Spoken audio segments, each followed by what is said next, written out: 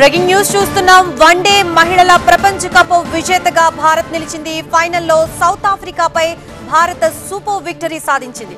తొలిసారి ప్రపంచ కప్ గెలిచింది భారత మహిళల జట్టు. ఫైనల్లో హర్మన్ ప్రీత్ కౌర్ సేన అద్భుత ప్రదర్శన చోటు చేసుకుంది.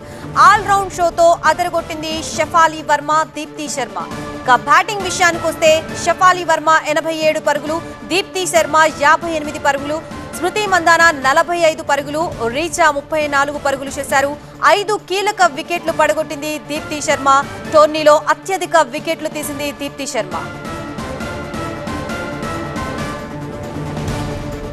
220 పరుగుల దగ్గర వన్డే మహిళల ప్రపంచ కప్ విజేతగా భారత్ నిలిచింది. ఫైనల్లో సౌత్ ఆఫ్రికాపై భారత్ సూపర్ విక్టరీ సాధించింది.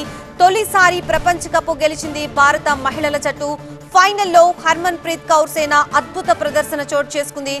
ఆల్ రౌండ్ షోతో అదరగొట్టింది షఫాలి వర్మ, దీప్తి శర్మ.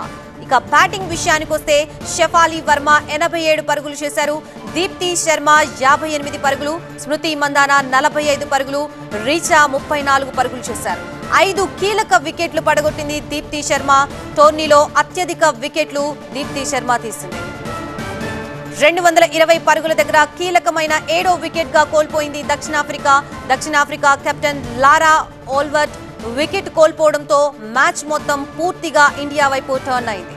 దీప్తి శర్మ బౌలింగ్ భారీ షాట్ కి ప్రయత్నించి అమన్జ్యోత్ కౌర్ కి క్యాచ్ ఇచ్చి వెనుతిరిగింది లారా ఓల్వర్ట్.